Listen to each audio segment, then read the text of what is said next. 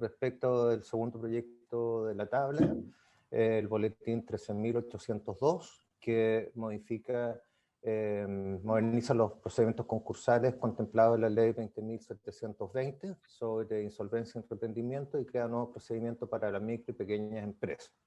Esta tiene urgencia en el carácter de suma y en el carácter de simple respecto de una moción, en este caso de un proyecto de ley que limita las comunicaciones relacionadas con el cobro de deudas con urgencia calificada de simple. Esta es una moción de la senadora Carmen Gloria Aravena, entre otros autores.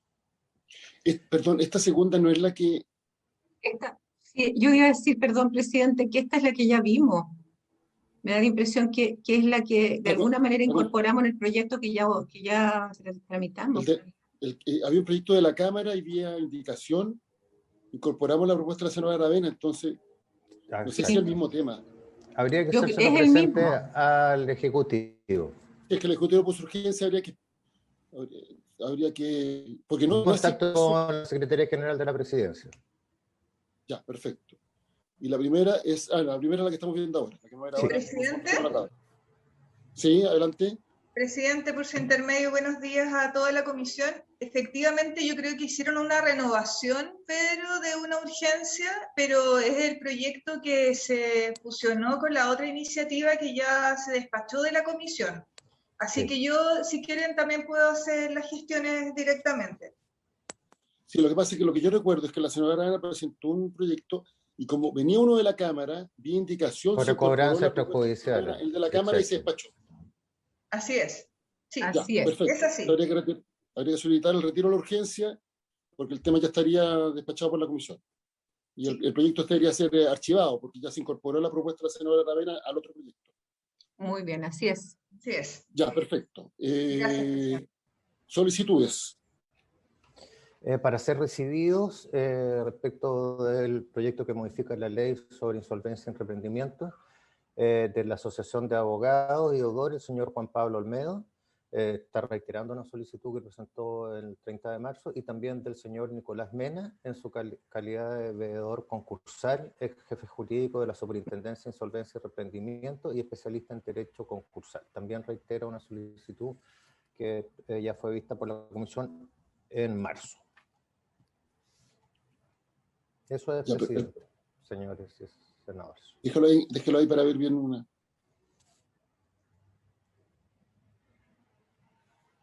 Ya, o sea, es en este proyecto. ¿Debe ir a más de acuerdo para invitarlo? Pero al señor Olmedo ya lo habíamos contactado antes para que asistiera. ¿Se acuerda, Pedro, no? Sí. Él es quien está también presente en la discusión particular. O quizás en una sesión previa al inicio del estudio de las indicaciones. ¿Habría acuerdo para invitar a estas dos personas? Sí, yo no, presidente. Sí. Yo no tengo ningún problema, porque de hecho esto es abierto, pero también reiterar el acuerdo que habíamos tomado dependiendo de la disposición del profesor Goldenberg, que también pueda estar, dado que estamos viendo el tema, presente en la discusión, cuando evidentemente él pueda, pero es lo que habíamos acordado inicialmente cuando comenzamos a tratar este proyecto. Ya, entonces acordamos invitar a estas tres personas. Perfecto. Acordado. Yo tengo otra solicitud. Lo que pasa es que se me han acercado todos los microempresarios del sector turístico de las zonas de Chanco y Peyúgue, porque no se renovó la declaración de zona de interés turístico por parte del Ministerio de Economía, Fomento y Turismo. Entonces yo quisiera proponer que en la próxima sesión pudiéramos recibir esta organización, invitar a los alcaldes de Peyúgue y Chanco y al ministro de Economía y al subsecretario de Turismo para que expliquen la razón por la cual no se ha renovado la declaración de interés turístico para estas dos comunas de la región del Maule. Quisiera hacer esa petición a la comisión. No hay problema, a mi parte, yo totalmente de acuerdo. Ok, entonces lo acordamos así. Pedro, entremos a la tabla. Perfecto, presidente. En el primer lugar de la tabla está el proyecto iniciado de moción del senador señor Chaguán y de la señora Aravena y Rincón y señores Elizalde y Arboe. Modifica la ley 19.628 sobre protección de vida privada para establecer una disposición excepcional que señale ahora vamos a poner en pantalla la relación del proyecto. Se trata de un artículo único.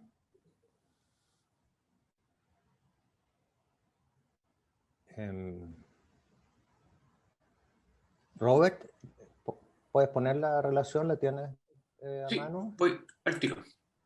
Ahí se ve, ¿cierto? Sí. Sí.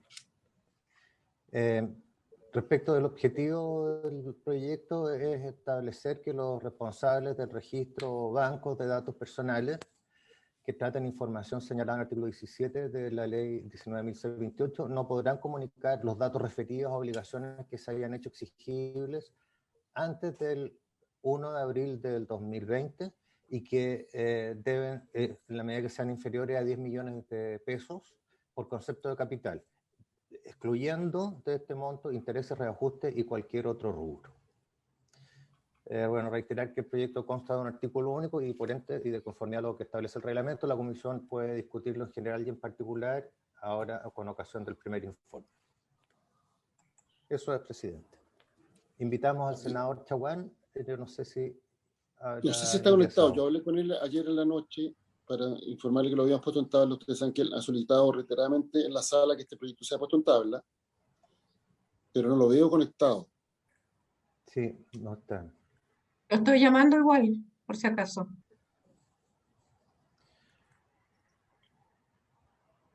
Ya, de todas formas, es básicamente establecer una excepción respecto con el objeto que las posibilidades crediticias de quienes entren en morosidad con montos relativamente bajos en el contexto de la pandemia no se vean mermadas respecto a esta información. Pero creo que debiéramos, cuando menos, determinar quiénes pudieran venir como invitados a exponer y escuchar distintos puntos de vista para tramitar este proyecto. La senadora Aravena parece que lo contactó al senador Chaguán. Sí, aquí está ingresando. Francisco, bienvenido. ¿Nos escuchas?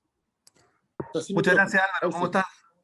Bien, bien. Tenemos el proyecto en tabla que tú has solicitado y la idea es que puedas exponerlo ante la comisión. Sí, bueno, primero señalar que efectivamente nosotros presentamos este proyecto de ley basado fundamentalmente en que hay muchos microempresarios y personas naturales que con motivo primero de la violencia de octubre y luego con la situación producida por la pandemia sanitaria y económica, no han podido justamente acceder a créditos o a líneas de financiamiento, básicamente puesto que los criterios que tenía particularmente el Banco Estado y otros bancos de la plaza era básicamente anteriores a la situación que se había vivido en octubre. El pequeño comercio de nuestras regiones se ha visto duramente afectado durante todo el periodo de crisis social primero, luego crisis económica y también sanitaria. Y por tanto, lo que nosotros estábamos planteando era básicamente establecer un borronazo de ICOM de aquellas deudas producidas durante el periodo comprendido entre los hitos que yo acabo de mencionar. Por supuesto que este es un proyecto de ley que busca establecer las posibilidades para que los MIPYME y los PYME, más allá de la obligación que tiene el Estado de poder auxiliarlos, de hecho se está discutiendo en parte de los mínimos comunes que estamos apoyando, una propuesta de la oposición de 3.000 millones de dólares no reembolsables para los MIPYME y las pymes, cuestión que yo apoyo. El gobierno está ofreciendo un monto de 1.000 millones de dólares y yo espero que en definitiva haya capacidad para los efectos de sostener la capacidad de empleo. Uno de los temas más complejos que ha existido por parte de los MIPYME y las pymes era justamente los criterios del Banco del Estado. Y yo les quiero contar que nosotros tuvimos múltiples reuniones con microempresarios y empresarios de distintas regiones o empresarios del sector turístico a nivel nacional, que cuando íbamos a hablar con el vicepresidente del Banco de Estado en aquel entonces, señor Tagle, nos encontrábamos con una sorpresa, que los criterios eran justamente anteriores a octubre. Tenían pocos ejecutivos, los créditos se otorgaban fundamentalmente en Santiago, y uno de los temas que se planteaba era que tenían esos MIPYME o las pymes deudas registradas en DICOM. Y curiosamente, esas deudas registradas en DICOM eran precisamente de los hechos producidos desde octubre en adelante y luego por la pandemia sanitaria y pandemia económica. Es por eso que nosotros estamos pidiendo por una sola vez un borronazo de los antecedentes de DICOM en el periodo antes señalado. Me gustaría además entregarle, los voy a mandar a la comisión, una información que yo pedí justamente a DICOM respecto de la cantidad de personas que han ingresado justamente en esta condición de registro a propósito justamente de los hechos antes descritos. Y por eso es tan importante, vuelvo a insistir, que dentro de la agenda de mínimos comunes, acá la propuesta que ha hecho la oposición de 3.000 millones de dólares no reembolsables, me parece que es absolutamente adecuada, porque ellos son los que sostienen la capacidad de empleo del país. Uno de los impedimentos ha sido justamente el registro de esas deudas provocadas justamente en esos mismos periodos por parte de los MIPYME y las pymes. Ese es el objetivo en general de este proyecto de ley, que lo hemos suscrito junto al senador Elizalde, el senador Arboe, la senadora Rincón y la senadora Carmen Gloria Aravena, que recoge además otras iniciativas anteriores, pero que sin lugar a dudas va a la vena para los efectos de poder sostener la capacidad de financiación de los propios MIPYMES y las pymes, que hoy día están viviendo el peor de los mundos en términos de que, por una parte, no llegaban los beneficios del gobierno oportunamente y por otra parte, tenían la dificultad que no podían acceder justamente a los métodos tradicionales de financiación, justamente porque tenían deudas de DICOM dadas fundamentalmente desde octubre, vuelvo a insistir, desde octubre hacia adelante, y eso les ha impedido sostener la capacidad de empleo del país. Yo voy a adjuntar a la comisión el informe del propio DICOM respecto de la gran cantidad de personas que han ingresado desde octubre a la fecha y que muestra efectivamente que esta es una necesidad ineludible para poder establecer una vía de financiación para las MIPYME y las pymes. Eso es, presidente. Gracias, Francisco. Se ofrece la palabra. Presidente. Senadora Aravena, adelante. Yo primero agradecer la exposición del senador Chaguán y también agradecer que nos haya invitado a patrocinar su proyecto. Plantear que efectivamente este es un tema muy, muy relevante que atraviesa todo el país. La situación de las micro y pequeñas empresas está pendiente, como bien dice él, y tenemos que hacer un esfuerzo para cooperar, pero el esfuerzo va a tener sentido en la medida que tengan el acceso al crédito, y todos sabemos que el DICOM viene siendo una limitación. Ahora, también entendemos la importancia que tiene tener un registro de deudores, porque esto podría implicar también aumento en el valor de los créditos, pero son todas cosas que tenemos que evaluar porque estamos en un contexto de pandemia, en una situación de recesión económica mundial y por lo tanto las situaciones hay que verlas en su mérito. Pedirle solamente, presidente, que cuando estemos trabajando este proyecto podamos invitar a la CMF y al Banco Central como, instituciones que pueden dar una opinión respecto a lo positivo y las consecuencias que pudieran haber también negativas respecto de esta iniciativa. Muchas gracias. Presidente. Senador Pizarro, adelante. Sí, muchas gracias, presidente. Buenos días a todos los colegas y a todos los funcionarios que nos están acompañando. Yo quiero hacer una consulta. Entiendo el objetivo del proyecto que busca beneficiar a la microempresa, a la pequeña, en fin, en el entendido de impedir que se entregue información respecto del incumplimiento de determinados contratos, de determinados pagos, o el que esas microempresas o pequeñas empresas estén en mora en cualquiera de las actividades donde lamentablemente han caído en mora. Pero la consulta mía tiene que ver con que lo que se está pidiendo acá es un beneficio para las micro y pequeñas empresas, que son personas jurídicas. Pero se hace referencia a el resguardo y a la privacidad de los datos personales de las personas. Y es muy distinto una persona a una empresa. Entonces, ¿cómo podemos aplicar la norma que permite la privacidad de los datos y obligar a que no se den a conocer, en este caso de ICOM, por ejemplo, el endeudamiento o la morosidad que tiene una persona con respecto a personas jurídicas o pequeñas empresas que no son personas individuales. A mí me parece que el objetivo lo entiendo perfectamente, pero no estoy claro de que sea esa la norma que se quiera invocar. Presidente.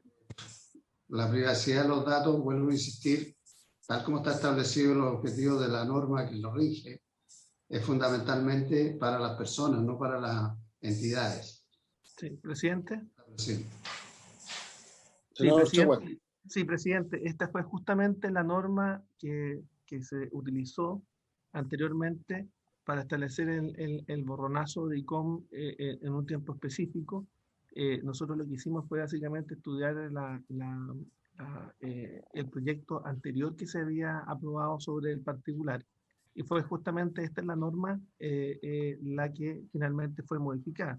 Yo tengo acá además un informe completo de cómo ha aumentado la morosidad en las personas naturales y por supuesto también en las personas jurídicas. Yo entiendo la apreciación que hace el senador Pizarro, pero esto fue el instrumento que se usó anteriormente. Me gustaría que a lo mejor la Secretaría nos pudiera ayudar sobre el particular, haciendo una historia o buscando o recopilando los antecedentes a través de la Biblioteca del Congreso Nacional, cuál fue el instrumento que se utilizó para el borronazo de ICOM la vez anterior.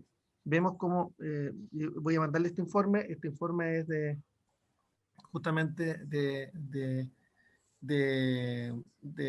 ICOM, de Equifax, y donde efectivamente muestra cómo ha ido aumentando sostenidamente las morosidades registradas, particularmente, bueno, por supuesto las personas naturales, particularmente los adultos mayores, y particularmente en algunas regiones, está segmentado por regiones del país, y vemos cómo la relación mora promedio versus ingreso medio ha aumentado significativamente en algunas regiones, por ejemplo la región de Aysén, en la región de Los Ríos, en la región de Arica y Parinacota, entre otras regiones del país.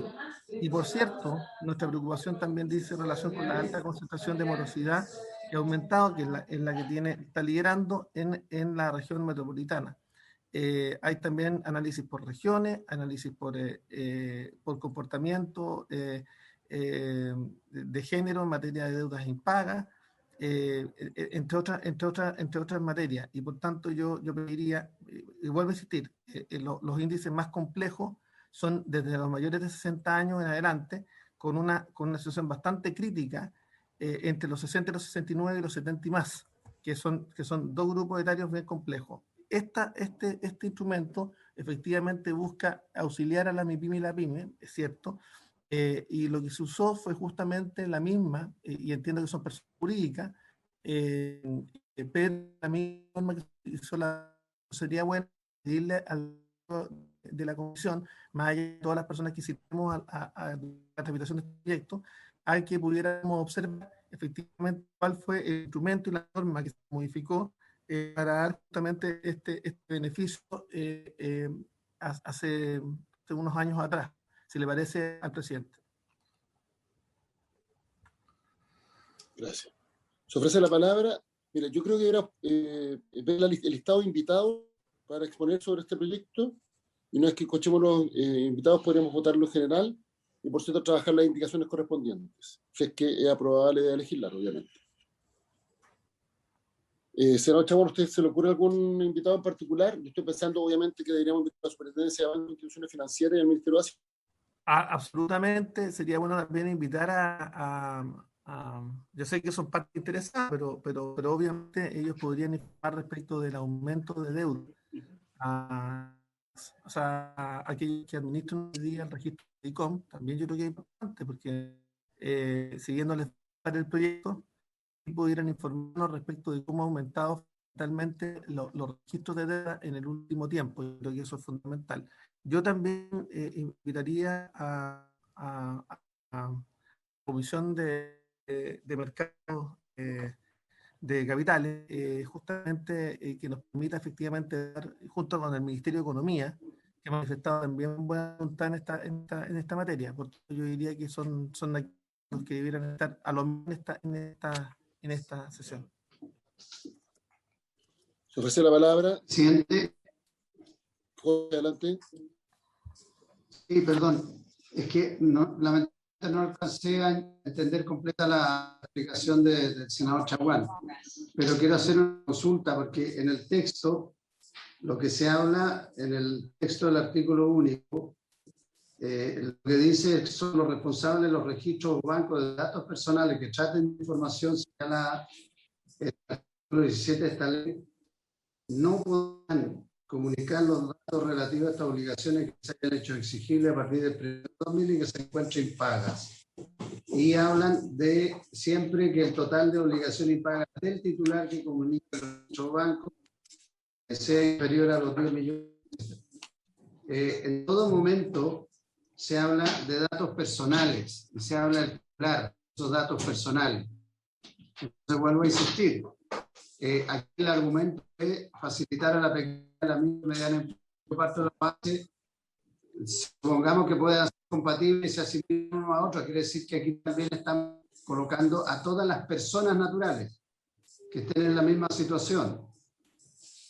Ya, o sea, el argumento tendría que ser, el fundamento no puede ser como está solo en torno a las micro o pequeñas empresas. Tiene que ser a todos aquellos que estén en los registros. Completamente de acuerdo. No se podría distinguir, pues aclaramos, porque es una cosa u otra. Si son solo las micro, vamos a tener el otro problema. Si dejamos a las personas que son las que son objeto de la ley, entonces creo que hay que dejar claramente establecido que van a ser personas o pequeñas. Personas jurídicas. O microempresas. Persona natural de las personas jurídicas. Sí, efectivamente. Esto era parte perdón, presidente, el texto lo que buscaba es iniciar la discusión, porque efectivamente del monto de la deuda, obviamente era parte de la discusión que teníamos que dar. Si ese monto efectivamente representaba o no un impedimento no para las MIPYME, las pymes y las personas naturales, por supuesto que tienen entendimiento, debido también a la gran cantidad de personas que realizan actividades informales. Hoy día ha aumentado significativamente el número de personas que realizan actividades también informales. Y eso también ha sido una dificultad para que los bonos del gobierno lleguen finalmente a las personas. Por eso era tan importante aquello. Y lo segundo, respecto a la fecha, por supuesto que es un tema que tenemos que debatir. Lo que estamos abriendo simplemente es la discusión para que por un periodo determinado, en el monto que esta comisión resuelva, podamos establecer efectivamente un borronazo de DICOM de respecto a las deudas impagas en este periodo. Eso es básicamente lo que estamos haciendo en virtud de este proyecto de ley, estableciendo las bases de conversación y el debate respecto de la necesidad de abordar esta materia.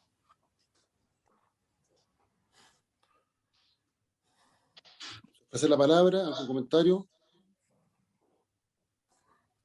Solo una consulta, si pudiera, presidente, secretario, poder dar un listado a priori de lo que serían nuestros invitados. Yo propuse la CMF, el Banco Central, entiendo que Equifax también estaría presente, el Ministerio de Economía, no sé quién más fue nombrado. ¿Podemos invitar a las organizaciones ¿De consumidores? De consumidores. No, de pymes. De pymes. Sí, Ya, las más podrían importantes. venir las cámaras de comercio también en ese contexto. Sí, Las cámaras nacionales, las confederaciones me refiero. Perfecto. Sería importante, Gracias. presidente, sería importante la José Miguel. asociación de bancos. Sería Perfecto. importante escuchar también a la asociación de bancos y financieras. Ya, les propongo lo siguiente. Y esto también, Pedro, ¿cómo afecta a las cooperativas, presidente? A las cooperativas de ahorro y crédito. Creo que también sería interesante evaluar y conocer la opinión de ellos. Bien. perfecto, entonces vamos a armar el listado con Pedro. Si algún senador tiene algún invitado adicional nos avisa. Y para la próxima sesión, entonces organizamos las exposiciones. Gracias, ¿Habría presidente. acuerdo? Y queda Francisco, bueno, los senadores pueden participar en las acciones que estimen convenientes, pero además queda especialmente invitado cuando tratemos el proyecto. Ok, muy gentil, presidente. Yo vuelvo a la Comisión de Salud. Muchas gracias, muy gentil. Hasta luego. Gracias, senador Chaguán. Gracias. Pasemos entonces ahora, sí, al segundo tema de tabla. José Miguel. Solo para terminar, a ver si es que también nos puede asesorar la Secretaría de la Comisión o a través de la biblioteca, porque este proyecto que estamos viendo, obviamente, es un proyecto que se vio el año 2002.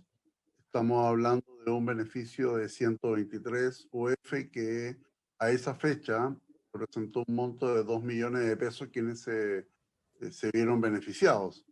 Hoy día ese mismo monto representa aproximadamente 3 millones y medio de pesos.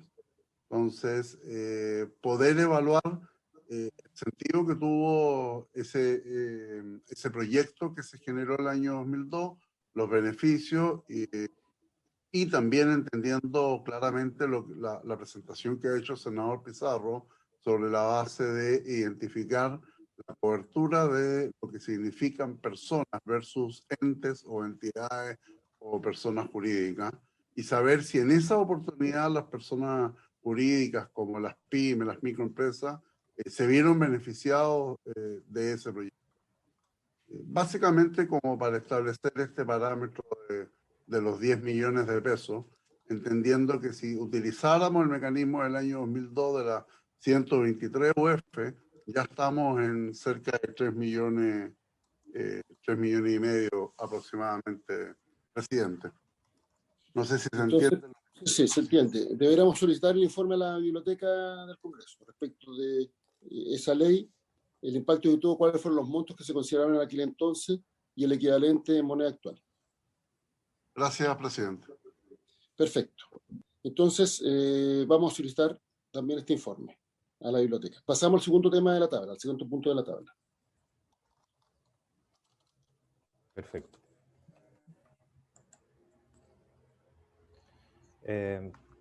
Acá tenemos un comparado que le hicimos llegar a la relación primero, recordar que se trata del proyecto que moderniza los procedimientos concursales contemplados en la ley 20.720 sobre insolvencia y arrepentimiento y crea nuevos procedimientos para las micro y pequeñas empresas.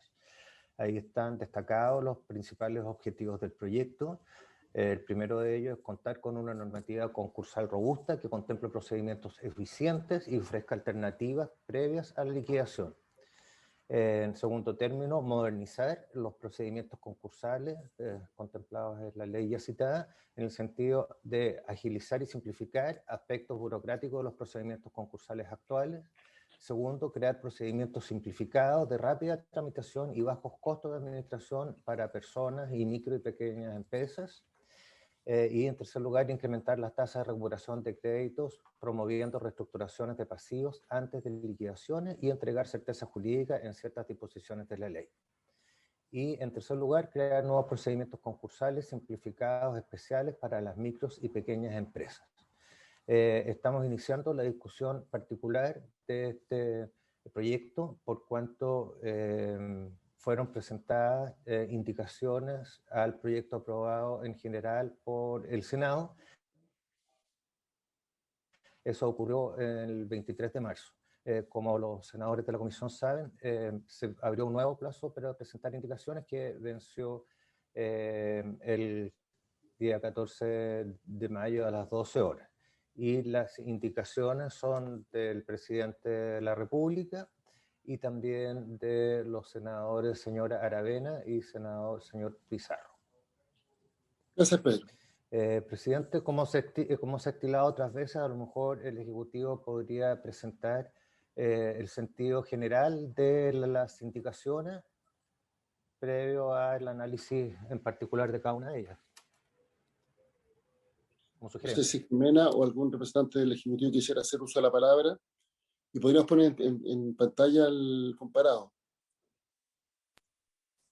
Presidente, por su intermedio está conectado el superintendente Busantes, quien va a colaborar con el análisis de las indicaciones a medida que vayamos avanzando en el texto, si a usted le parece.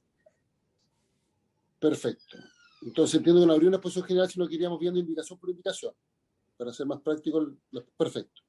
Entonces, empecemos. Vamos, entonces, Pedro, viendo indicación por indicación.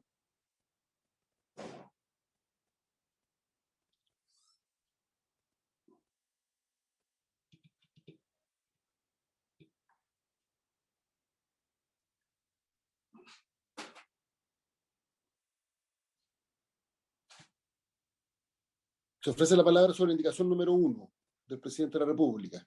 Sí, presidente, Pedro, ¿estás en audio?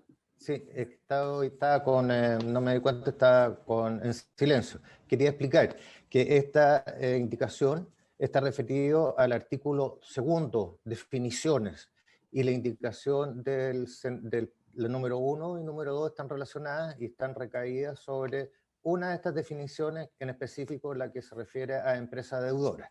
La del presidente de la República es para reemplazar la palabra privada por la expresión de derecho público, y la indicación de la senadora Aravena es para sustituir completamente este numeral 13, matizando el concepto de empresa deudora. Eso es, presidente. Entiendo que la primera diferencia es reemplazar, y que está considerada en ambas indicaciones, la palabra privada por de derecho privado. Se ofrece al Ejecutivo la palabra y después a la senadora Aravena. Entonces, el señor Sánchez quiere explicar. Sí, señor presidente, un gusto saludarlo primero que nada, por intermedio suyo saludar a la senadora y los senadores presentes.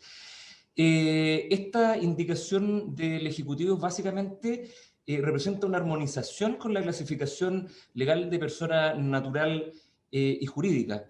Es solo un cambio semántico, porque en la actualidad decía persona privada.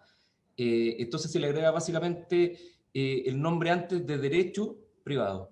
¿Ya? Eso por el lado del Ejecutivo. Yo no sé, después igual puedo comentar la indicación de la honorable senadora Aravena también.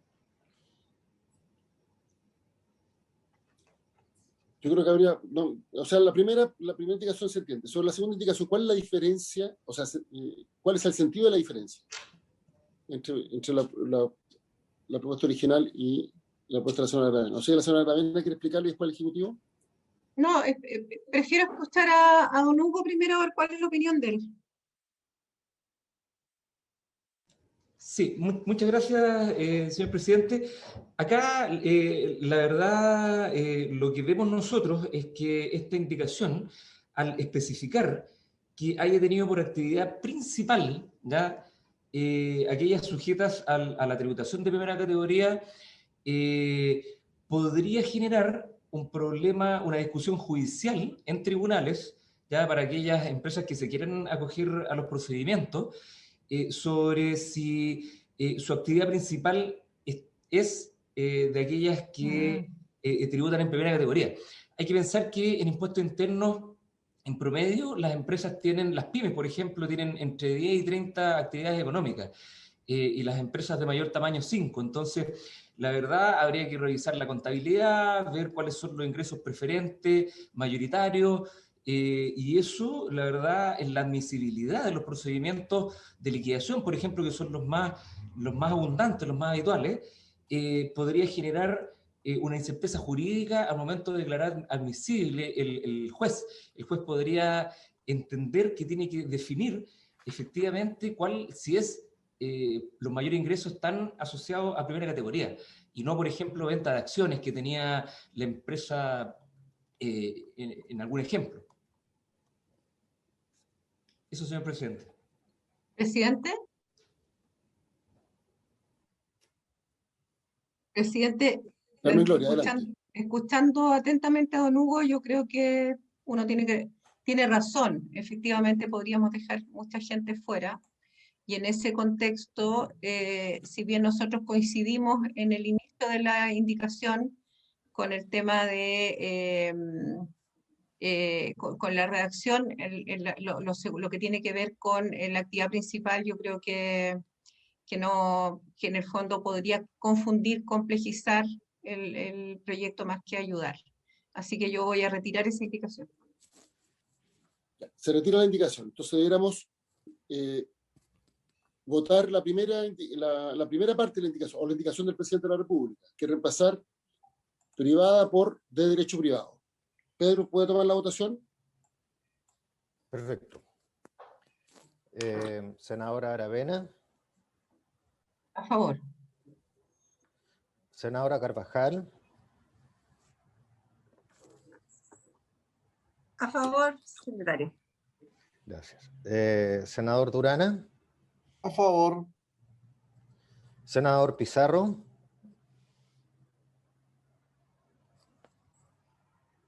Senador Pizarro. ¿Está conectado el senador Pizarro? Senador Pizarro. ¿Cómo vota? Presidente. A favor. Unanimidad de los presentes. 4-0, presidente. Perfecto, pasamos a la segunda indicación. Sí, ahora vamos a la página 7.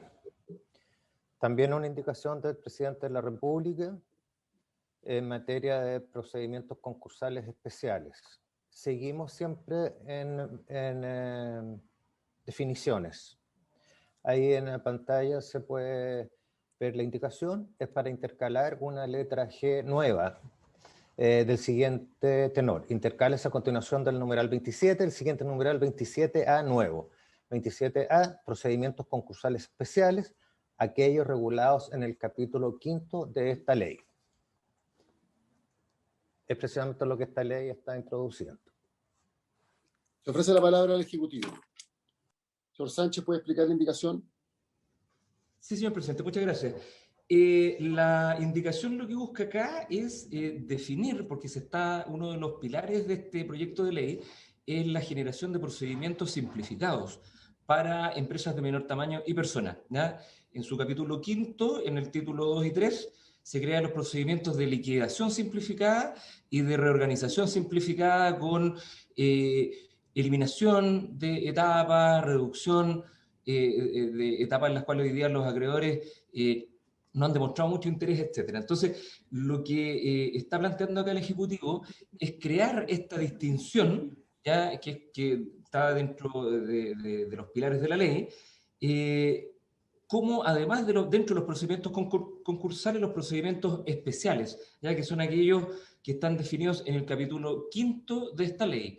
Lo que sí, señor presidente, hacer ver que acá le agregaríamos un texto adicional muy pequeño, porque dándole vuelta, estudiando un poco más en detalle, el artículo 8 de nuestra ley también define que pueden haber leyes especiales en temas de insolvencia, como por ejemplo se ha considerado la 20.027 de los créditos con aval del Estado, u otras leyes también que proveen mecanismos especiales ante la insolvencia, por ejemplo, de los sectores como la energía y la electricidad. Entonces, está bien de alguna manera llamarles especiales, ya porque son simplificados, son distintos a los procedimientos concursales en general, pero habría que hacer la salvedad de que punto seguido, sin perjuicio de otros procedimientos concursales especiales establecidos en otras leyes, que es una redacción que yo podría compartirles, pero la indicación es fuerte, es como yo lo comento, pero claro, podría en algún momento también toparse con la definición de procedimientos especiales que estén en otros cuerpos legales en referencia a mecanismos de insolvencia para sectores de la economía en particular. Gracias. Robert, usted está compartiendo la pantalla, ¿no? ¿Será posible agregar en pantalla lo propuesto por el señor Sánchez?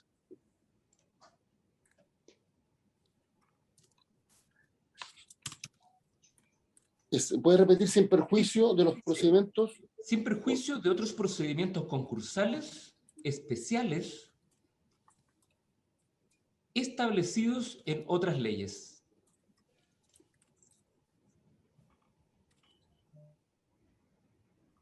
Ya, eso era con una coma, ¿no?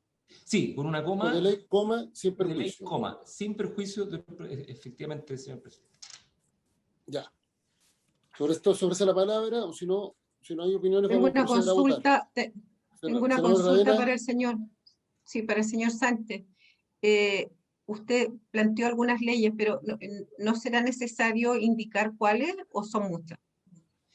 La verdad son muchas y pueden ir surgiendo otras nuevas en la medida que se pretenda proteger a los usuarios de algún bien, servicio que entreguen empresas del mundo privado, en las cuales, por ejemplo, como el transporte público, en las cuales el quebrar a las empresas puede dejar a millones de usuarios, en el caso del transporte público, sin 1 millón de viajes en el día, por ejemplo. Entonces eso es como dinámico, senadora. Ya, muchas gracias. De nada. Entonces vamos a proceder a votar la indicación. Pedro, ¿puede tomar la votación? Perfecto. Senadora Aravena.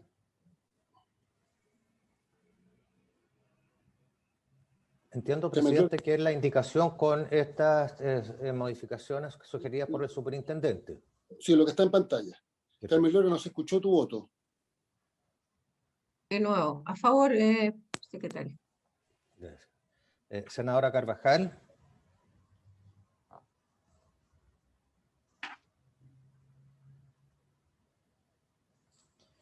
Senador Durana.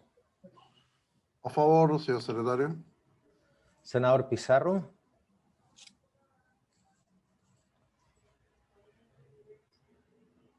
Presidente. A favor. Aprobado por unanimidad de los presentes, 3-0. Ahora corresponde ir a la página 12 del comparado, la indicación 2 bis del senador Pizarro, recaído en el número 2. Ahí está. El artículo 6º se refiere a las notificaciones y el proyecto aprobado por la Cámara y por el Senado agrega este inciso final nuevo, que está en la columna del medio. Dice: una vez finalizados los procedimientos concursales de la forma prescrita en esta ley, la superintendencia deberá proceder a la eliminación, modificación o bloqueo de los datos del deudor en el boletín comercial, en conformidad con lo establecido en el artículo 6 de la ley 19.628 sobre protección de la vida privada en un plazo no superior a 30 días. La indicación del senador Pizarro, que está en la columna de la derecha, propone intercalar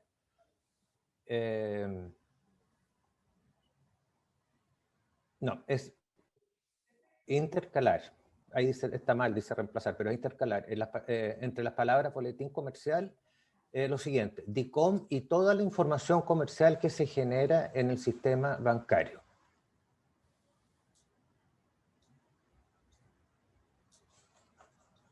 Se ofrece la palabra. No sé si el Ejecutivo o el señor Pizarro quieren hacer uso de la palabra.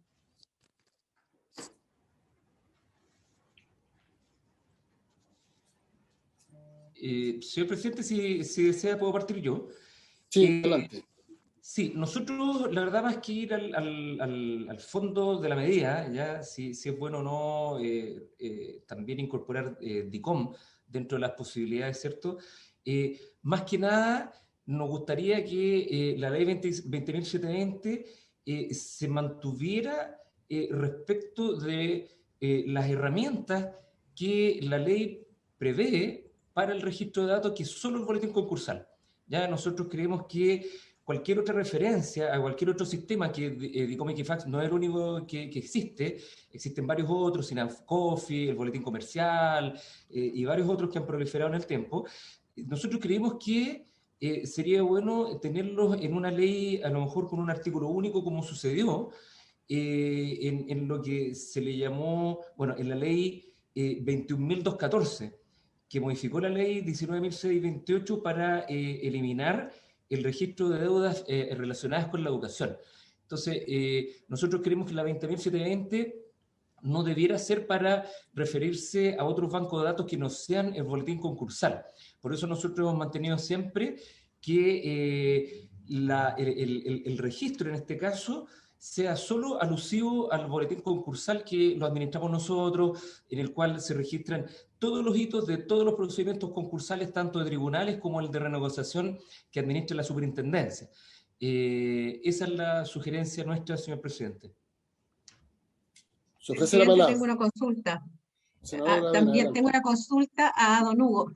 Si bien entiendo perfecto el argumento, en la práctica, Hugo, ¿qué pasa con Equifax? ¿Qué pasa con ICOM? ¿Qué pasa en la práctica con quien se sometió a este procedimiento?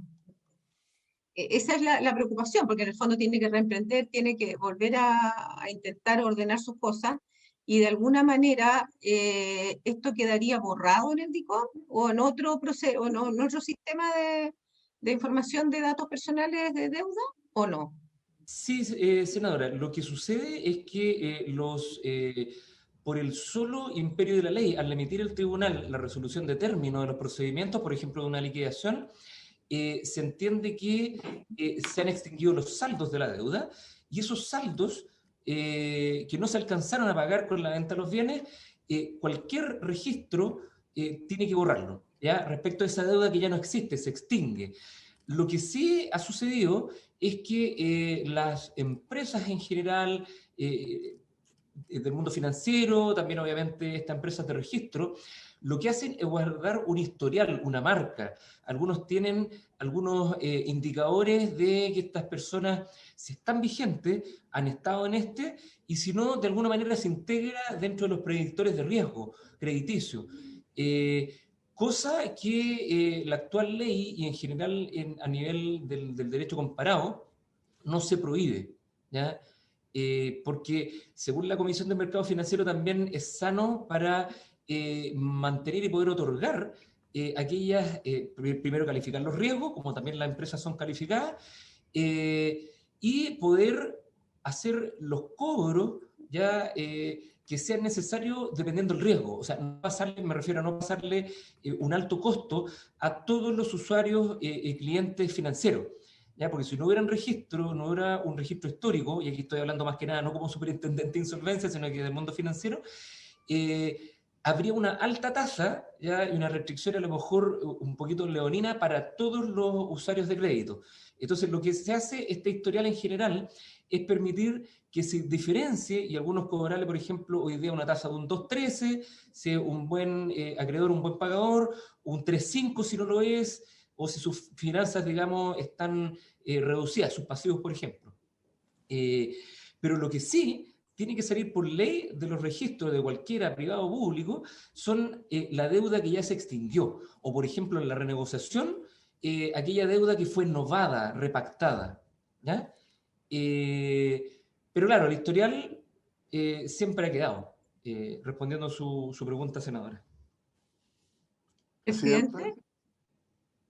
Senador Ravena y después senador Durana. Sí, no, solamente que entiendo perfectamente el argumento, o sea, de alguna manera desde el punto de vista financiero, estamos haciendo toda una ayuda para que haya una reactivación, un cierre, un reordenamiento, pero sin duda para no transferir este costo a todos los consumidores, en el fondo se hace un registro para quienes han tenido que utilizar este proceso, ¿cierto? Pero igual de alguna manera hay un cierto castigo por el historial. Nos guste o no nos guste, es así. Y en ese contexto lo que me queda claro es que debiera por ley ser borrado al menos la deuda, no así el historial. Ahora, ¿cuánto tiempo demore eso? No lo tengo tan claro, pero entendí la explicación. Muchas gracias, Hugo. Senador Durana. Presidente, entendiendo lo que plantea Hugo Sánchez, mi primera pregunta es, ¿de qué manera conversa este proyecto de liquidación concursal con el proyecto anterior? Porque el proyecto anterior también tiene su origen en poder entregar un beneficio a las personas que se les pueda borrar el historial comercial. El año 2002 fue de 123 UF y hoy día se quiere subir aproximadamente a 350 UF. Este proyecto de liquidación concursal, quiero entender que básicamente está orientado a las pymes, a los emprendedores, justamente las entidades que conversábamos en el proyecto anterior, y que tributan bajo el sistema de primera categoría. Por lo tanto, mis consultas son las siguientes. Yo entiendo que cuando una empresa de primera categoría, microempresa, emprendedor, se somete a este procedimiento concursal, se hace la liquidación de los bienes, no alcanza a pagarle a todos. Y por lo tanto va a quedar en el historial de aquellas entidades financieras que no les pudo pagar. Y en ese historial va a quedar por toda la vida. Y el día de mañana, si quiere volver a emprender, tendrá que emprender con otras instituciones financieras o otras entidades. Por otro lado, las sociedades profesionales que tributan en segunda categoría, me imagino que no tienen derecho a este tema concursal. Y ahí viene mi consulta. ¿Usted cree que este mecanismo, que es el que estamos utilizando para este procedimiento concursal, ¿cómo podría no sé si usted sabe del otro proyecto, cómo podría conversar con el otro proyecto de la eliminación de datos personales, que tiene su objetivo también en ayudar a los emprendedores y microempresarios que también pueden tributar en primera o en segunda categoría? Eso, presidente. Gracias, José Miguel. Señor Sánchez. Sí, por su intermedio, señor presidente, responderle al senador Durana. Lo que sucede en estos procedimientos, bueno, primero respondiendo la primera pregunta, lo que busca respecto a las pymes, este proyecto de ley, es simplificar los procedimientos, porque en la ley 20.720 el espíritu del legislador fue justamente reducir los tiempos, ¿ya? Generar una fácil entrada y sobre todo reducir los tiempos de lo que tenía en la antigua ley de quiebra, el libro cuarto del Código de Comercio, que duraban en promedio 5 años, ya con una desviación de 15 años. O sea, yo todavía estoy solicitando a tribunales que se sobresean definitivamente causas del año 80 y algo. Entonces, eso se logró. Si bien se logró, hoy día hemos descubierto que a 6 años y medio de la ley, estos tiempos han pasado de 1 año, que era lo que buscaba el espíritu de la ley, que no duraran más de 1 año, estamos en promedio de 2 años y más, sobre todo para pyme y para empresas. En general los acreedores, los que administran también los procedimientos, no tienen mucho interés porque no hay muchos bienes, ¿ya? Entonces les sale más caro colocar un abogado que los represente, que asista a todas las reuniones. Entonces lo que hicimos fue extremar la simplificación en que en primera instancia no existan la junta constitutiva, la junta ordinaria, extraordinaria, etcétera, si no lo pide un quórum alto de acreedores, ¿ya? Sino que efectivamente se demuestra un interés en esto. Entonces, eso respondiendo la primera pregunta. La segunda pregunta, senador Durana, tiene que ver con los registros, ¿ya? Lo que sucede, tenemos 2 tipos de procedimientos concursales. Uno que es la reorganización, ¿ya? Para las empresas, o las personas pueden renegociar, que básicamente no desaparecer del mercado, ¿cierto? Repactar las deudas, más cuotas, bajar los intereses, perdonazos, etc. Y en ese procedimiento, ya, lo que pasa en las empresas es que la Comisión de Mercado Financiero, por lo que yo he conversado, ellos tienen, de acuerdo a la normativa bancaria, que generar provisiones. También, de acuerdo a esto, la categoría de riesgo de las empresas se deteriora, estando en el procedimiento, y por lo tanto se encarecen los créditos también, ¿ya? Y esa empresa que bajó su carga financiera, muchas veces, por estas normativas, que también lo que buscan obviamente es que el sistema financiero no entre en un crash, en un quiebre, y en una corrida financiera por impago, lo que sucedió el 2008, ¿cierto?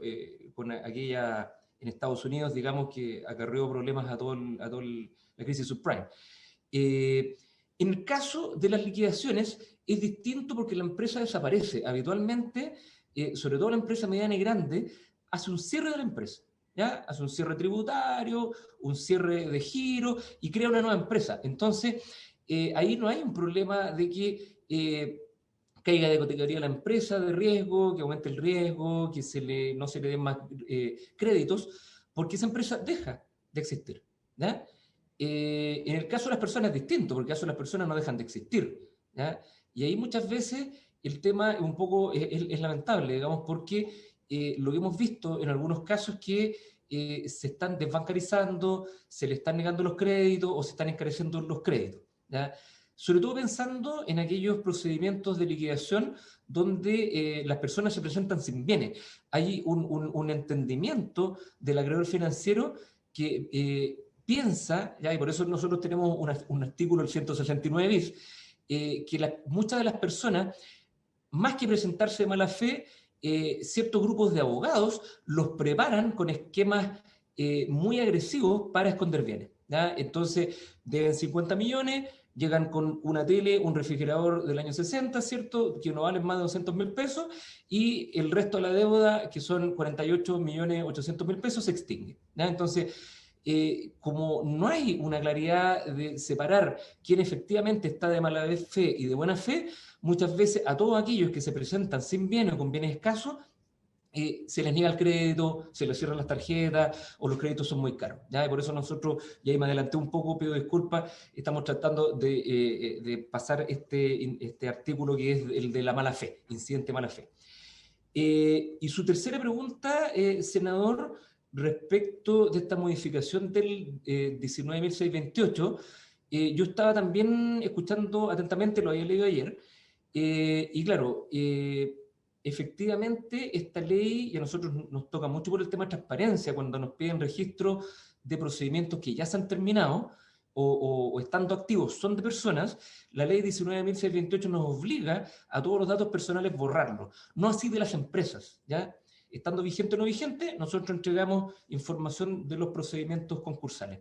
Entonces, efectivamente, nuestra lectura, sin ser expertos en esta ley, pero intensivos en su uso, aplica básicamente a la persona natural, ¿ya?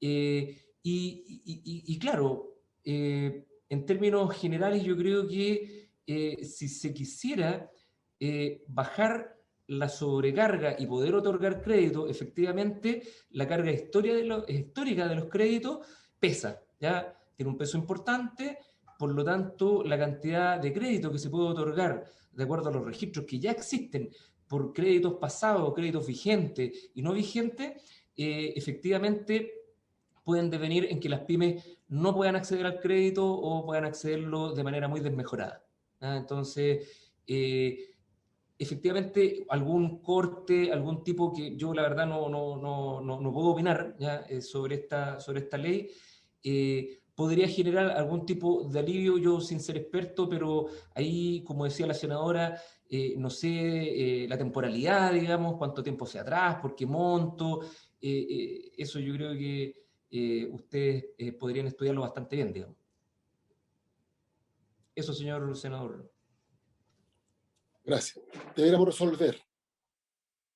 Señor Sánchez, no sé si será posible considerar lo que plantea el senador Pizarro, no en esta indicación, pero usted hablaba de un artículo único que pudiera, de un artículo específico que pudiera hacer referencia a otras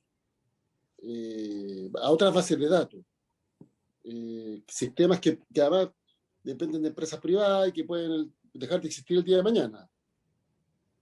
Porque DICOM para todo efecto es un sistema que privado, no es un sistema que esté regulado, o sea, está regulado por ley en cuanto a la información que puedes poner, pero podría el día de mañana ser reemplazado por otra persona jurídica, hay competencia, en fin. Entonces, quizás podríamos dar por rechazada esta indicación, pero transmitir al Ejecutivo este punto que han planteado los senadores para ver si se puede trabajar una indicación específica que se incorpore posteriormente. ¿Sería posible?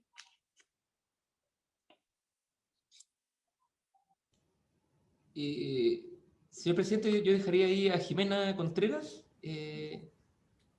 Presidente, Sí, por su intermedio, podemos analizar el tema, pero la verdad es que teniendo en cuenta la experiencia de la iniciativa anterior, nos gustaría que se escuchara primero a los invitados que van a tener para ver esa moción en particular, para que una vez que eso esté resuelto, poder evaluarlo en este proyecto, pero totalmente disponible a revisarlo. Perfecto. Entonces tenemos que proceder a resolver esta indicación.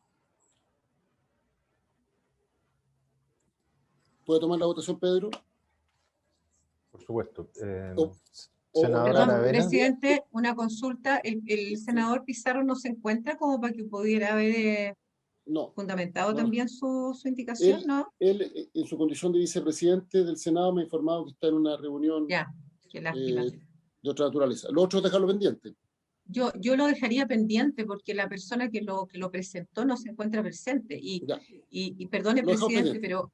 pero yo creo que es muy importante ver el tema del histórico. ¿Cuántos años se incorpora en este tema de riesgo a la persona que participó de un proceso como este? ¿Es toda la vida?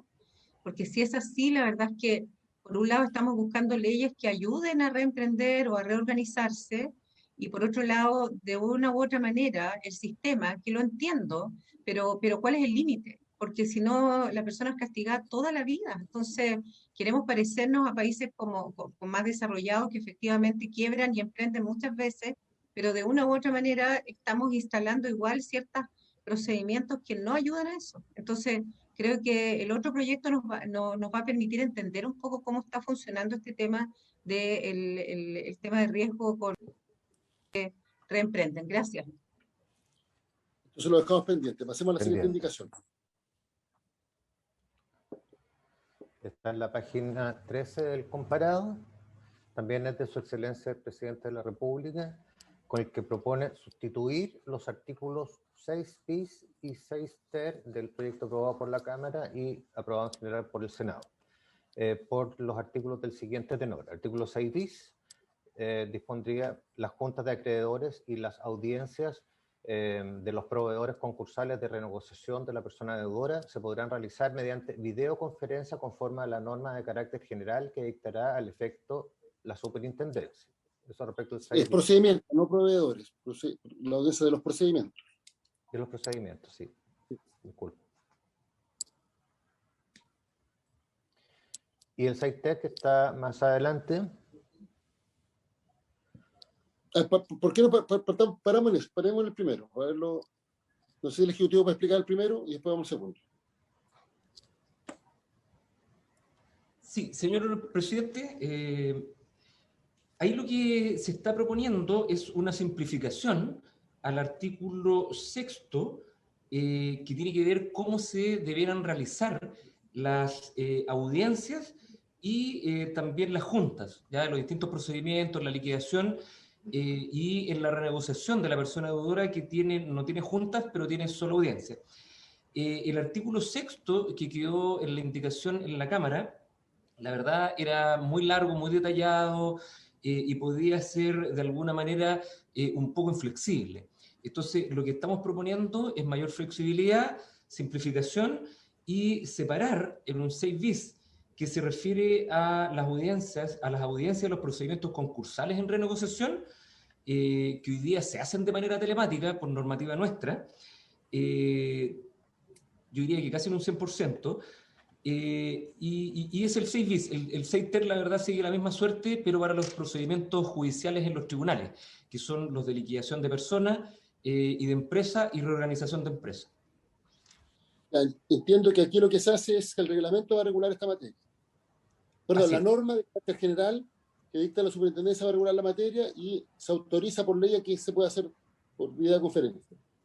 Así es, señor presidente. Y una normativa que hoy día existe por pandemia, nosotros la creamos apenas se instalaron las cuarentenas y ha funcionado muy bien. Nosotros todo el procedimiento lo llevamos a medios digitales y por teleaudiencia, así que de alguna manera esa norma de carácter general existe.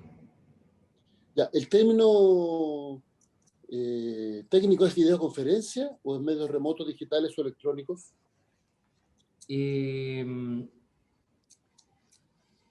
Señor senador, se usan indistintamente muchas veces telemático.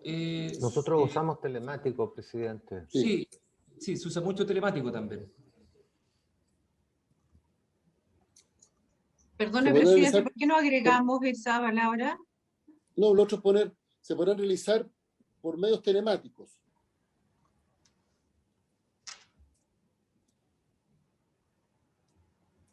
O telemáticamente. No, por medios telemáticos, o telemáticamente. Es la nomenclatura que está utilizando el Congreso, que por lo demás es la que utiliza la legislación española.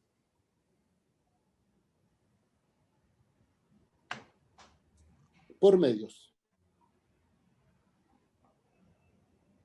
Ahí está.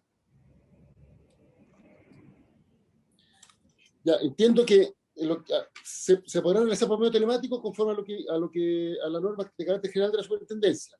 A contrario censo, lo que no se realiza por medio telemático se realiza de manera presencial. Por tanto, no es necesario decirlo. Eso es lo que entiendo la simplificación de la norma, además de los otros incisos que se eliminan. Sí, señor presidente. Ya, vamos a proceder a votar esta indicación. Pedro. Perfecto. Senadora Aravena. ¿Sabes que va a ir más rápido? No sé si podemos recabar la unanimidad. Senador Durán, senadora Aravena. Sí, no tengo problema. ¿De acuerdo? Senadora Carvajal. De acuerdo, presidente. ¿Están todos de acuerdo? Todos de acuerdo, 4-0. Vamos al siguiente. Unanimidad 4-0. Presidente. Loreto, adelante. Sí, disculpe, lo que pasa es que tengo un problema de conexión, entonces... El siguiente es el artículo 6 ter, nuevo. Pedro, está hablando la senadora Aravena. Más adelante. Carvajal, presidente. Hablando la senadora Carvajal. Está hablando la senadora Carvajal, la Loreto, perdón. Solo que le había anticipado, presidente, al secretario que tengo un problema con mi carga del celular y delante no puede votar. Si se hubiese votado, si pudieran agregar mi voto a favor en el anterior a esta votación. Yo entiendo que Loreto, que tú votaste los dos primeros, el tercero quedó pendiente. Sí, no, el segundo me refería. Ya, perfecto. Entonces agregamos el voto, Pedro, a todo lo que se ha votado, agregamos el voto de la senadora Carvajal. De la senadora Carvajal. Perfecto. Loreto, ¿ya? Gracias. Perfecto, gracias Loreto. Sigamos. Entonces aquí está el nuevo artículo 6 ter, el que la indicación propone reemplazar. Diría, tratándose de audiencias judiciales y juntas de acreedores celebradas ante el tribunal o el lugar que éste designe, las partes podrán comparecer vía remota por videoconferencia de conformidad a las reglas generales dispuestas para las audiencias telemáticas de las contiendas que se tramitan ante los juzgados con competencia civil. Perfecto. ¿Se ofrece la palabra? Señor presidente, sigue la misma suerte que el 6 bis. También busca la simplificación del artículo mediante la indicación que entró en la Cámara. Y acá lo que hace también es poder reflejar que hoy día, entiendo yo, hay una ley que está definiendo cuáles van a ser los medios telemáticos y el procedimiento para sostener las juntas, las audiencias, en los juzgados. Entonces, lo que hace es una remisión que se podrá, bueno, nuevamente dice por videoconferencia, si queremos equiparar, debería decir por medios telemáticos. Después dice telemático, audiencias telemáticas. Las audiencias son telemáticas y se comparece por videoconferencia. Claro. No sería necesario en este caso cambiar la redacción. Claro, y ahí lo que sigue, bueno, de acuerdo a las como dice, como las contiendas que se tramitan ante los juzgados con competencia civil. La idea es poder sumarse a los mecanismos que están definiendo el Poder Judicial. Perfecto. Esto lo que yo entiendo es que la audiencia podría ser presencial, pero una parte podría comparecer telemáticamente. Si la audiencia... y lo hace a través de vía remota por videoconferencia. Ya, se ofrece la palabra sobre este punto.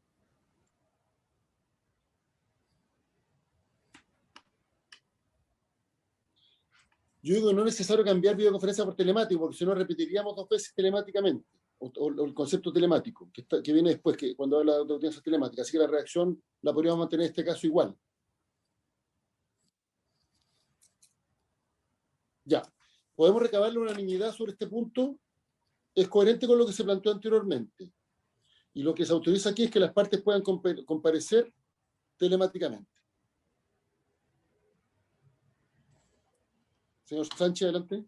Presidente, solo un detalle, tanto en el artículo 6 bis y 6 ter, que la lógica de la ley, en cada artículo existe un título, ¿ya? Entonces, no creo que esté de más, no cambia el sentido del artículo, pero tanto en este como en otro, solo agregar el título es una sugerencia que, como le digo, no es de vital importancia, pero en este, que diga después del artículo 6 ter, de las audiencias y juntas de acreedores en los procedimientos concursales de liquidación y reorganización.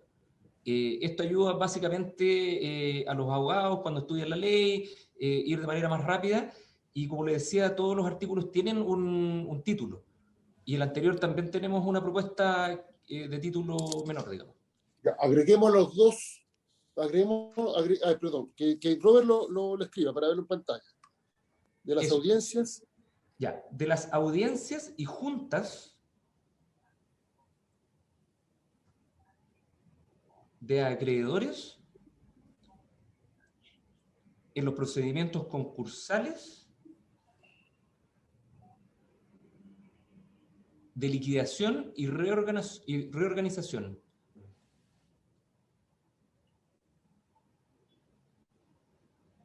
Ya, lo puso en singular. Y usted lo había propuesto en plural. ¿Qué suena mejor? Yo no sé, señor presidente, yo tenía la redacción original en plural. Ya, veamos lo que dicen los otros títulos. Si los otros títulos están en singular, lo deja en singular, Robert. Si los otros títulos están en plural, lo deja en plural, para mantener la coherencia con el resto del texto. Entonces, mandatamos a la Secretaría a revisar ese detalle. Vamos al título del 6 bis, presidente. Vamos al título del 6 bis. Perfecto, dice, de las audiencias en los procedimientos concursales de renegociación de la persona deudora.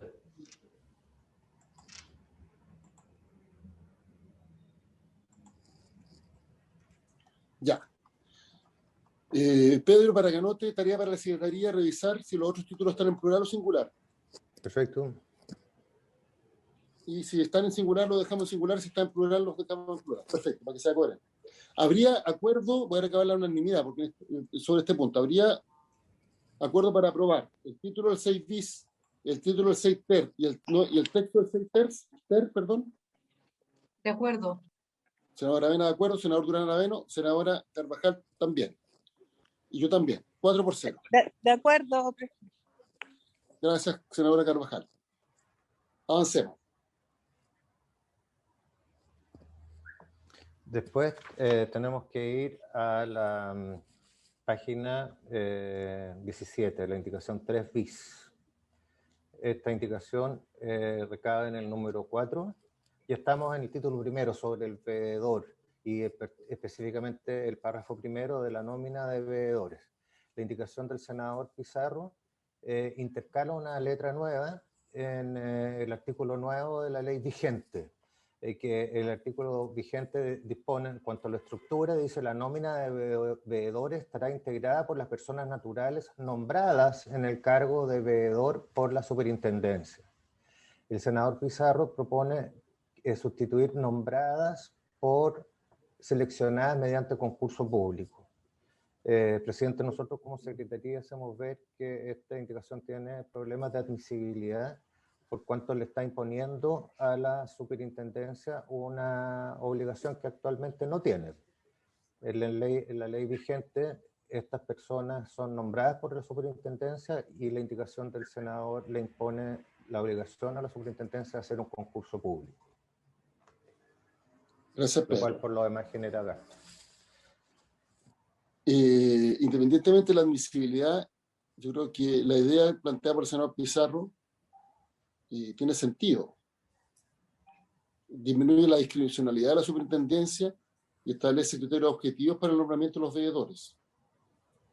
Quizás no a través de este mecanismo, puede ser otro, pero el objetivo buscado por las indicaciones del senador Pizarro me parece de toda lógica. Menor discrecionalidad y mayores criterios objetivos al momento de designar a los veedores. Señor Sánchez, se le ofrece la palabra. Muchas gracias, señor presidente. En efecto, señor presidente, de hecho, el procedimiento es público y transparente.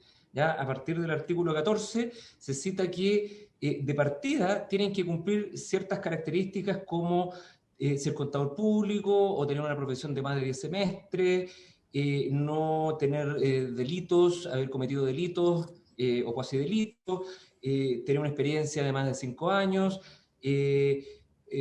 entrar también un seguro de fiel cumplimiento por si incumplen en algunas cosas, y por otro lado tienen que dar un examen, que es un examen que se rinde 2 veces al año.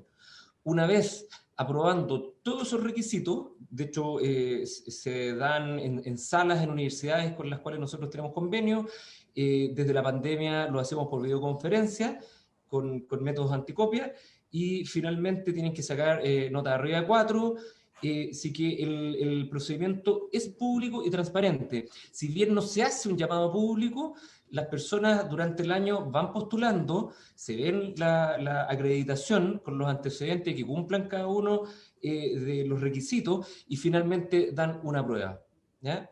Así que eso, señor presidente, yo no creo que sea necesario incorporar porque está dentro del artículo 14 y hay una norma de carácter general, la número 12, del 16 de junio del 2020, que establece este procedimiento público y transparente. Eso, señor presidente. Bueno, yo voy a proceder a declarar inadmisible la indicación conforme a lo señalado por la Secretaría. No sé si algún senador quiere controvertir la declaración de admisibilidad. Entonces se declara inadmisible. Avancemos. Ahora corresponde ir a la indicación número 4, que recae sobre el número 8, letra B. Particularmente sobre el artículo 25, que está referido a los deberes del veedor. Esta letra B, que incorpora el proyecto, plantea como dentro de los deberes del veedor, incorpora dentro de sus deberes velar por el correcto y oportuno cumplimiento de las obligaciones laborales y de seguridad social del deudor respecto de los trabajadores con contrato laboral vigente y de aquellos cuyo contrato hubiere terminado durante la protección financiera concursal. En esa parte donde están los paréntesis, la indicación de Su Excelencia el Presidente de la República propone intercalar los términos antes del inicio del procedimiento, o en el fondo quedaría cuyo contrato hubiera terminado antes del inicio del procedimiento o durante la protección financiera concursal. Eso, presidente. Perfecto. Se ofrece la palabra al Ejecutivo. Señor Sánchez. Señor presidente, muchas gracias. Lo que hemos hecho con este proyecto de ley es darle la facultad y la obligación al veedor, que no la tenía en la ley actual, de poder certificar, validar, de alguna manera fiscalizar que esta empresa que quiere reorganizarse, de alguna manera está cumpliendo con los derechos laborales de sus trabajadores, ¿ya? De no hacerlo, el veedor va a poner al juez, lo va a notificar para que sepa y tenga más antecedentes, porque muchas veces lo que nosotros hemos visto a lo largo de estos 6 años y medio de ley es que algunas empresas que ya no son viables pretenden reorganizarse y dentro del procedimiento de renegociación, de reorganización, venden activos, adquieren crédito y desmejoran mucho el estado de la empresa. Y finalmente, cuando deviene en liquidación, cuando ese acuerdo no se cumple, ¿ya? O no se logra acuerdo durante el proceso, que puede durar un poco más de 3 meses, quien finalmente paga los platos rotos son los trabajadores, porque ya se encuentran sin bienes que no se pueden vender porque se vendieron dentro del procedimiento, ¿ya? Entonces, lo que queremos hacer con esto es que el veedor tenga esa posibilidad de poner en antecedentes al juez de la deuda laboral que pueda haber. Y lo que estamos haciendo acá, específicamente con esta indicación, es que corregir que no solamente sea la deuda laboral que se ha generado durante el procedimiento, sino que también antes. Eso, señor presidente.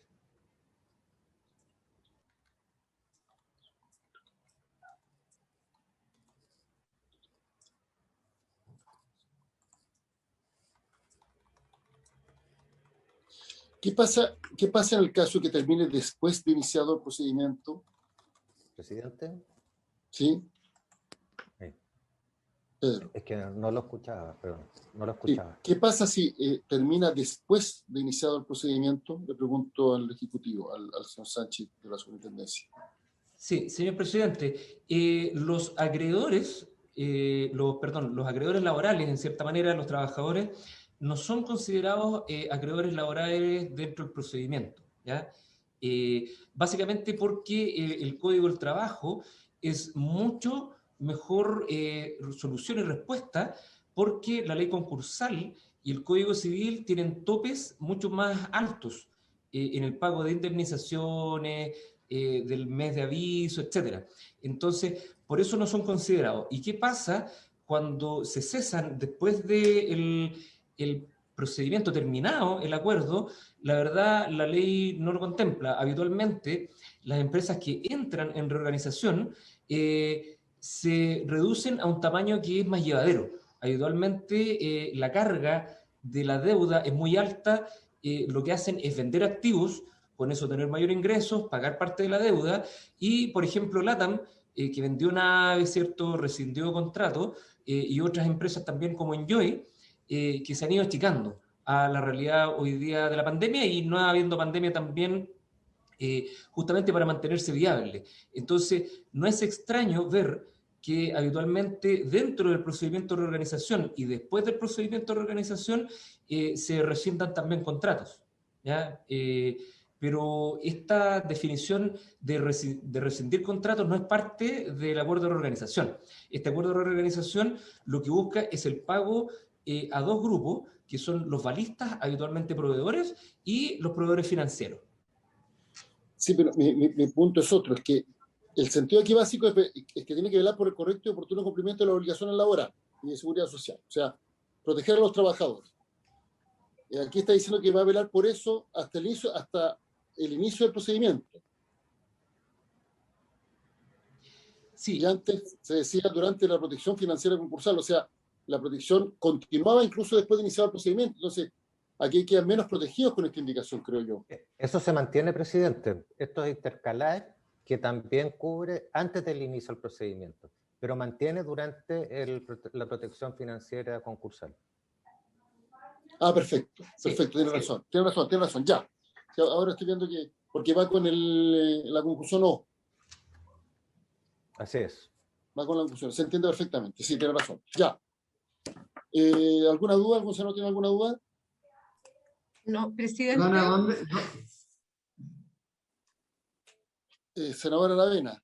No, si lo mío es bien breve, solo decirle que tengo otra reunión ahora, así que terminando esta votación voy a tener que retirarme. Eso solamente, gracias. ¿Ya podemos recabar la unanimidad con esta indicación del Ejecutivo? De acuerdo, presidente. Senadora Aravena a favor, senador Durán a favor, senadora Carvajal. A favor. Senador Pizarro. También, perfecto. Perfecto, y yo a favor, 5%. Unanimidad 5-0. Ya, pregunta. Perdón, Jorge, ¿el jueves hay sesión de sala o no? Hasta el momento no, presidente. ¿Podríamos citar, para cumplir con la urgencia, citar el día jueves a una sesión de 9:30 a 11 de la Comisión de Economía? ¿De 9 a qué hora? De 9:30 a 11. Supongo que sí. Senador Durán, ¿usted iba a decir algo? Sí, yo me puedo incorporar, pero yo viajo en un vuelo que sale a las 6 de la mañana, 6:25. Así que puedo tener el mismo problema que una vez anterior, que voy a llegar como a las 10, cuarto para las 10, una cosa así. Jimena, ¿cómo estamos con la urgencia, o Pedro, con la urgencia de esta iniciativa? Recién se hizo presente, presidente, y otras veces también se ha renovado. Se retira y se renueva. Ya, entonces... Presidente, perdón, yo le pido disculpas a los colegas y también a la gente del Ejecutivo, porque estaba en una reunión institucional con la mesa y la presidenta del Senado con la Embajada Americana. Pero, ¿cuánto es lo que nos queda? Porque si no es tanto, a lo mejor podemos citar de 10 a 11, una cosa así, nos acomodamos en los horarios. No, yo creo que nos queda bastante. Mucho. No, Sí, mucho, queda muchísimo. Ya. Por eso yo digo que vamos a tener que empezar a sonar 2 veces por semana este proyecto. Si no, presidente, mañana. Mañana de 9:30 a 11. Mañana. Mañana tenemos sesión a las 3 de la tarde. Perdón, se suspendió la mixta de mañana. Porque tenemos sesión de sala para el nombramiento de la sesión de nombramiento. Sí. Pero en la mañana puede ser. La mañana es 9:30 a 11. Perfecto. ¿Puedes? Mañana de 9:30 a 11. Loreto, ¿tú puedes mañana? Yo tengo Mañana comisión sí. mañana. Ya, a la Loreto no puede. Pero trataré de Yo estar a puedo. la par. Ya, pero no tienes problema con que citemos igual. Se cortó, ya, pero entiendo que la senadora Carvajal no tiene problema con que citemos igual. Por lo que lo alcancé a escuchar. Entonces citamos mañana a 9:30 a 11, ¿les parece? Perfecto. Presidente, Sí. me gustaría preguntarle las invitaciones para que participen los profesores Olmedo, Mena y Goldenberg. ¿Va a ser una invitación para que ellos intervengan y expongan, o es para que también acompañen a la sesión, a la comisión durante la de ver que yo creo que el señor Olmedo quería ser escuchado. Ya. Entonces, ¿cuántos minutos le pondría? Una buena idea que nos explique en 3 minutos no es una buena idea, hay quien nos dice. No, máximo 10 minutos. Perfecto. Entonces mañana los invitamos a los 3 o invitamos al señor Olmedo, porque son el señor Olmedo, el señor Mena y el señor Goldenberg, que sugirió la senadora Aravena. La senadora Aravena propuso al señor Goldenberg. Sí. Yo entiendo que escucharíamos al señor Olmedo y los otros podrán participar de la sesión. Perfecto. Porque por lo demás, yo estuve revisando las indicaciones y la mayoría son indicaciones relativamente simples y además lógicas, consensuales. Entonces no vaya a ser que terminemos dilatando la tramitación del proyecto para que todos intervengan diciendo que están de acuerdo. Si hubiera algún asunto controvertido, entonces ahí daremos la palabra correspondiente. Perfecto. Ya, pues vamos. Ya. Presidente, si lo escuchamos a los 3 y después seguimos nosotros, ¿no? En el caso del profesor, perdón, tiene un sentido distinto, ¿no? Porque de alguna manera la labor del profesor tiene que ver con la aplicación de la ley en cada uno de los articulados que hoy día se están planteando como indicaciones. No siento que sea lo mismo la opinión de los otros dos personas que están pidiendo asistir. Yo creo que en el caso de los dos primeros debiera ser escucharlos, y en el caso del segundo, si él puede participar de la discusión, o al menos en alguna, sería interesante. De lo contrario, habría que pedir una opinión de cada artículo o de cada indicación. Sí, lo que pasa es que yo temo que eso dilate innecesariamente la tramitación del proyecto. Profesor, presidente. Sí, Loreto. ¿Habría alguna posibilidad de escuchar mañana al profesor Andrés Bustos sobre esta materia 10 minutos? Ya, mira, hagamos lo siguiente. Invitemos a los 4 y si quieren exponer, le damos un máximo de 7 minutos a cada uno. 7 minutos. Muy bien, presidente. Perfecto. A los 7 minutos se le corta el micrófono. Es la primera parte de la sesión. Muy bien. Como hemos hecho en otras oportunidades. ¿Ya? Bueno. Eso significa media hora, Enrico, 28 minutos, pero media hora de... Muy bien. Perfecto. ¿Ya? Perfecto. Nos vemos mañana entonces a las 9:30. Habiéndose cumplido el objeto de la sesión, se levanta. Recording stopped. Gracias, que estén bien. Muy bien, que estén bien.